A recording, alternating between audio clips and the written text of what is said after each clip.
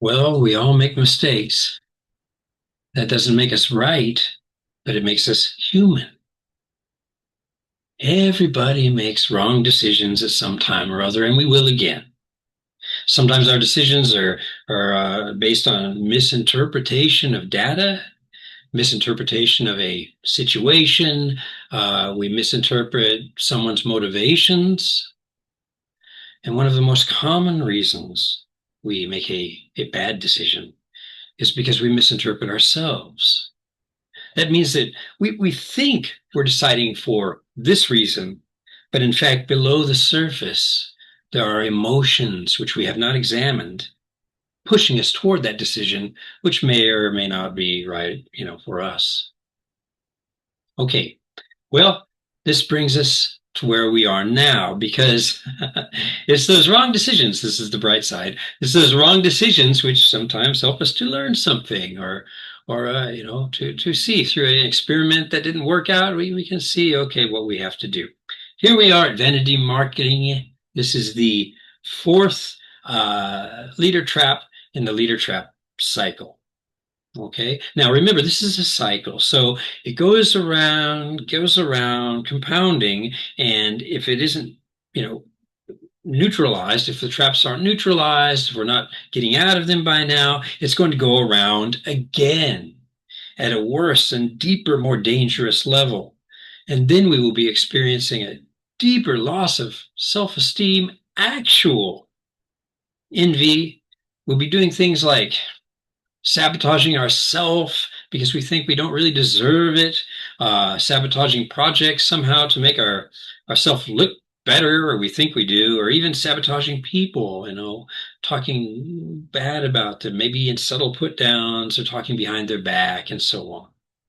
Now, you don't deserve that. I don't deserve that. But these are the kinds of things that happen when we lose our self-esteem. This is human. There's no judgment or guilt here in what I'm saying. This is just what happens to us and why it's so important to take this from the beginning and realize, okay, where was the initial mistake that set us off on this? Now, one more thing to realize here about the leader trap cycle is that one trap doesn't stop and then you do another one and do another one. They don't stop, they compound. Each trap is a complication of the traps before. So, taking it from the beginning, imposter syndrome. Now, we remember that this began from a good thing, a good feeling. All right? We wanted to be of service to people. And we wanted to hold ourselves accountable to make sure that we are of good service to people. Hey, this is a great leadership quality, isn't it? However, in seeing the gap between where we are now and where we want to be or where we think we want to be, that challenges our confidence and we may feel it threatening. And this is what caused the misinterpretation to all those bad feelings like, oh, I'm a fake. And that's what led to the overcompensation in fantasy planning, where we're putting all of our faith not in the people, but in the systems that we create and perfecting the plans.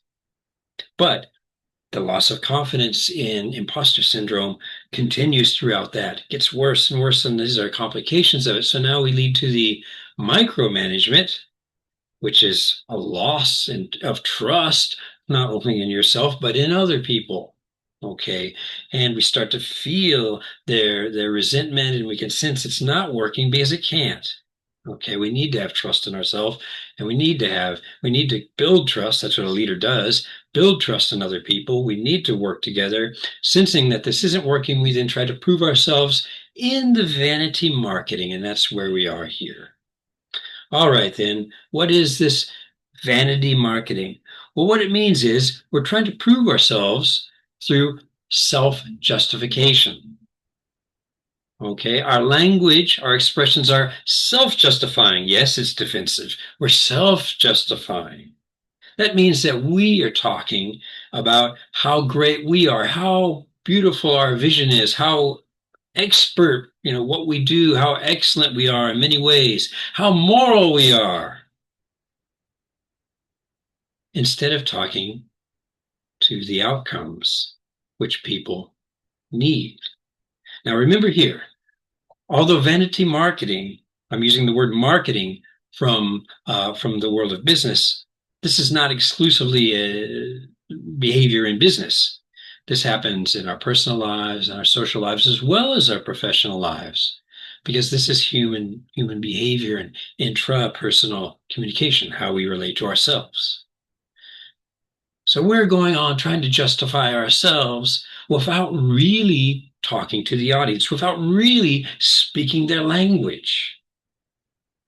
Now that's a real issue because it means we're sermonizing to ourselves, basically. Now, here's a lesson we should remember. We need to position ourselves not according to what we say we are, but position ourselves according to how well we understand and reach the outcomes for our audience.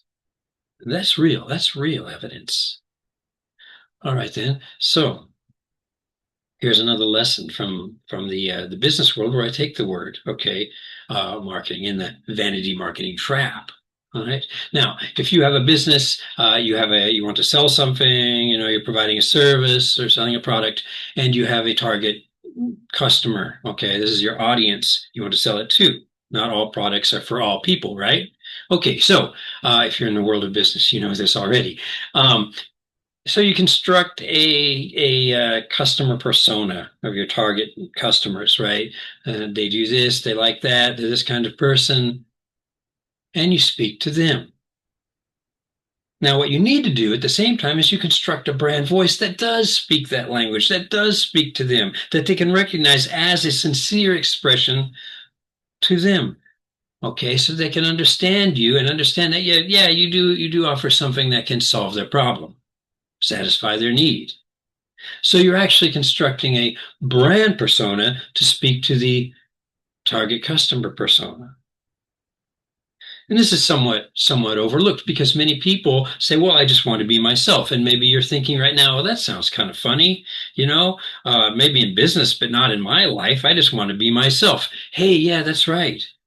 In fact, whether it's your customers or your family, people do want you to be yourself. They want something sincere, especially in this age of AI where it's getting harder to tell between people and robots. Yeah, they do want you to be yourself, but here's the thing. They want you to be yourself within a role of responsibility that you've taken on in order to solve their problem. Think of it this way. Are you a boss? Are you a mother? Are you a father? Are you a colleague? Are you a friend? Each of those is a role, and they want you to be yourself within that role when they have a problem. And when you want to solve the problem, yes, you do have to be yourself within that role for them. This is common sense. All right. A guy wouldn't talk to his 3-year-old kid the same way he's going to talk to his friends. All right. Now we understand each other. Okay. So there are ways to get out of vanity marketing where you're just talking about who I am and what I stand for. And instead, you're talking about what people need, telling them in their own way, they understand it, that you're solving their problems and showing them that, okay, making them aware that, hey, oh, you are listening to me, because that's what people want. They need to be listened to and understood, just like we do, just like you do, like I do. Getting out of vanity marketing, which is not listening to anybody. This is a compounded problem all the way through from imposter syndrome, not listening to yourself, going through fantasy planning, micromanagement, further insulating yourself to begin to listen to other people. Okay, now the link below in the video comments, I've got some practical things that you can do, and you can download this guide as well, which I strongly advise if you haven't done that yet. Okay, and that will help you with some good practical real world things you can do. All right, and if you get to the point also where you feel that like I'm under a lot of stress, worrying, oh, I don't see another way, I don't see the way out, I don't see another way, I have to do it this way, then maybe you do need to talk to me one to one. We can look together. Sometimes it needs, another perspective on things.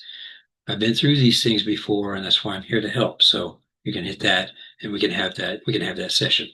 I'm here to help.